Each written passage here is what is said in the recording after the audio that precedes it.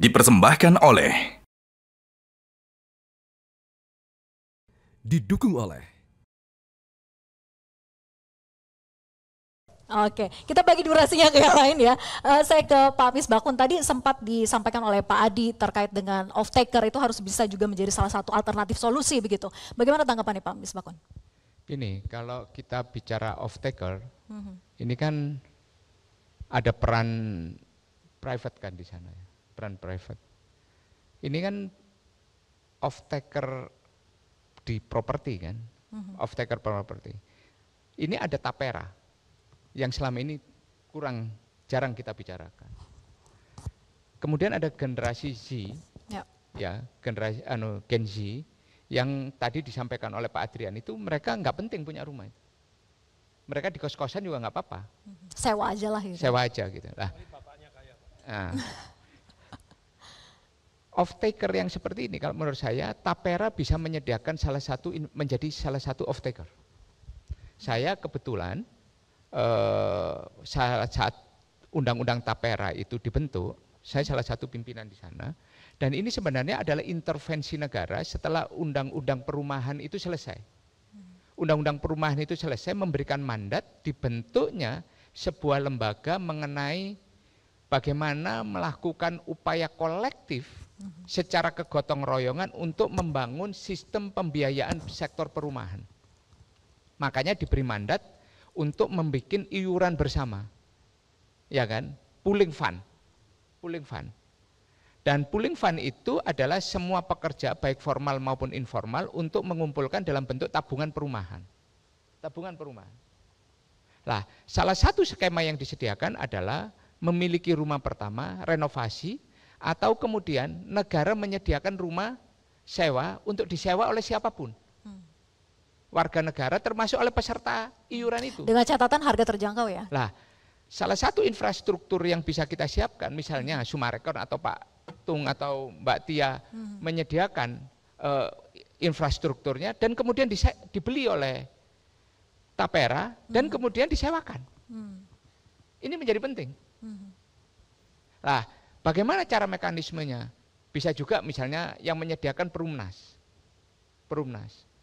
Atas apa? Misalnya contoh sederhananya nih. Ini kan masalah skema. Kereta api ini kan punya lahan di kawasan-kawasan yang tadi disebutkan oleh Pak Adrian. Orang tinggal jalan kaki aja ke infrastruktur transportasi. Di sana dibangun perumahan yang besar, tentunya enggak landed, tentunya dengan high risk building. Kemudian dibeli oleh tapera, tanahnya masih punya negara dan disewakan. Ya kan? Ya. Developernya misalnya siapa dan sebagainya. Itu kan menjadi menarik. Menariknya apa? Ada off taker yang kemudian menjadi penjamin bahwa dari sisi demand side itu sudah ada. Dan ini salah satu solusi.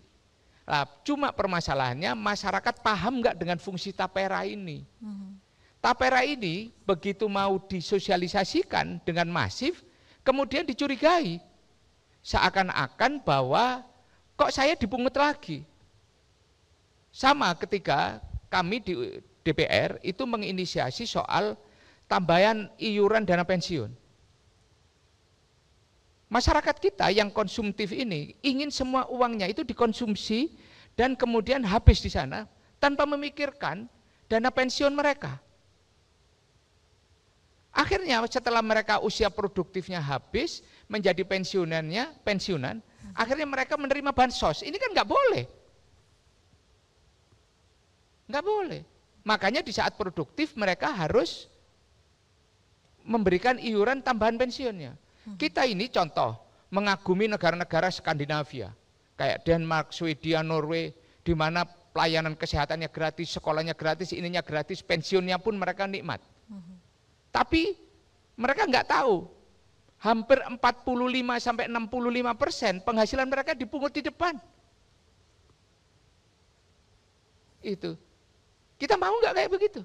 Lah kita ini contoh, kita pengen punya rumah yang murah, pembiayaan tadi disampaikan, terjadi mismatch yang serius di sektor perumahan ini. Bayangkan, kita ini disuruh bunga di bawah 5%, FLPP. disuruh 5%. Bagaimana mungkin BSI bisa dapat fund 5%? Di sektor mana aja? Nggak mungkin. Pasti mereka ngeblend dengan segala banyak skema. Lah, kemudian inilah lahirnya Tapera, itu lahir sebuah funding yang besar di sektor perumahan dan kemudian di klaster untuk sektor perumahan itu sendiri. Makanya saya sebenarnya menyampaikan ke Pak Purbaya, kalau untuk BSI, untuk BTN, itu sektor perumahan, pemerintah jangan minta 4%. Itu. Pemerintah harus mencari yang lebih rendah. Karena mereka memanfaatkan untuk hal-hal yang sangat fundamental. Harusnya pada saat itu tidak boleh kemudian on board semua, cross boardnya semua.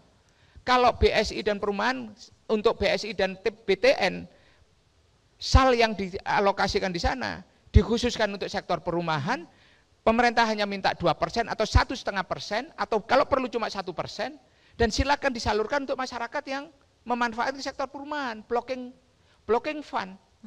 Lah di situ tuh yang lebih penting, lebih fundamental. Kalau untuk BNI, BRI sama Mandiri dipakai untuk sektor korporat 4% nggak apa-apa.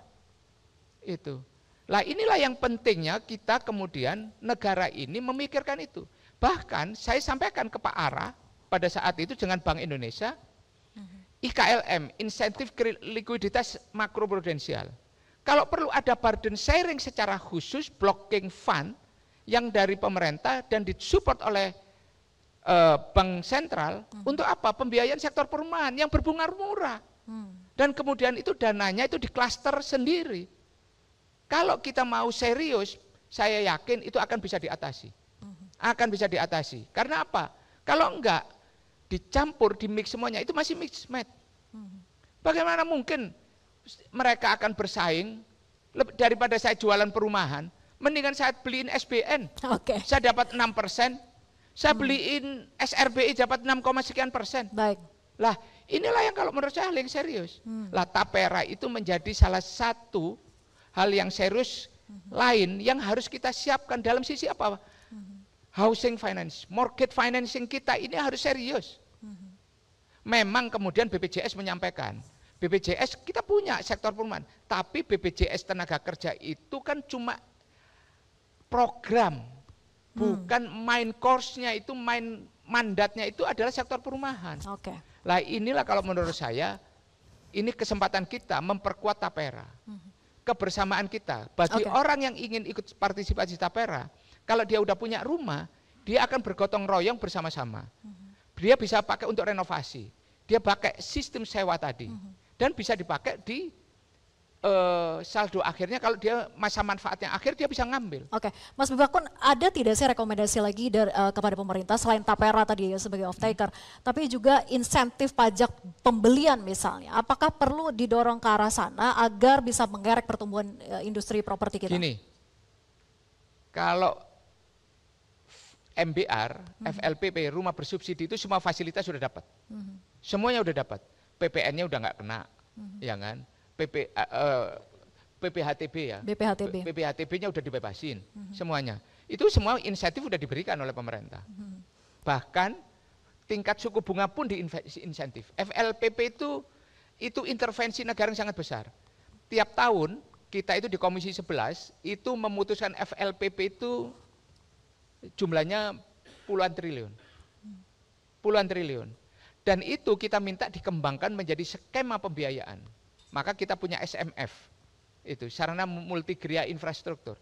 Itu sebenarnya tujuannya adalah untuk secondary mortgage. Tapi mereka kita minta untuk mengenlarge semua housing fund, mortgage fund di sana itu supaya lebih produktif lagi dikelola.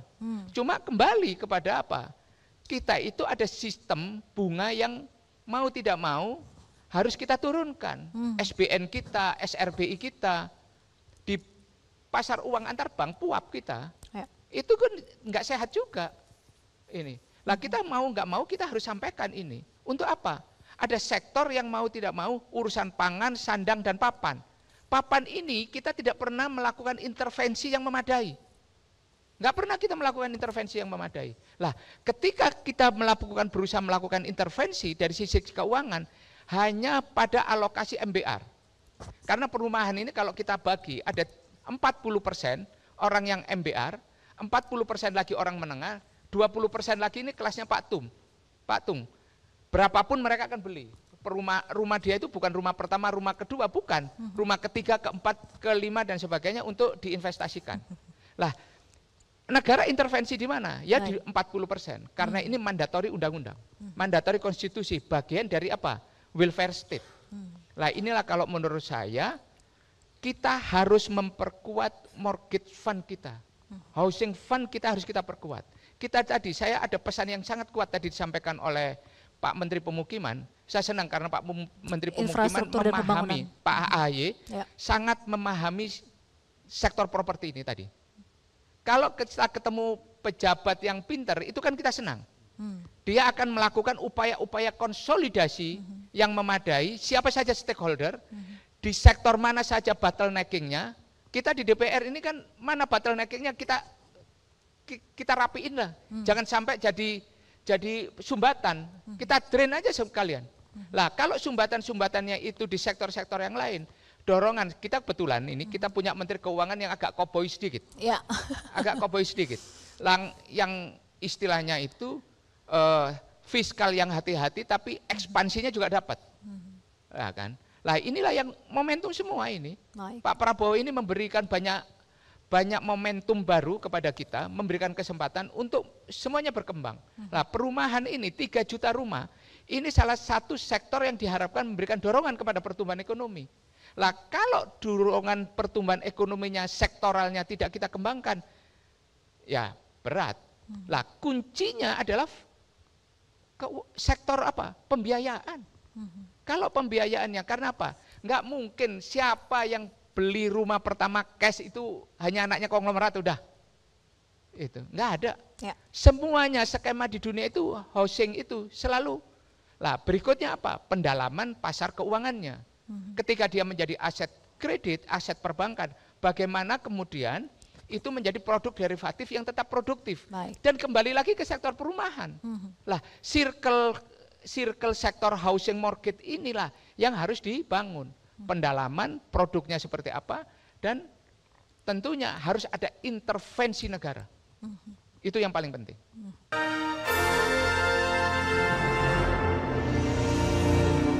Dipersembahkan oleh didukung oleh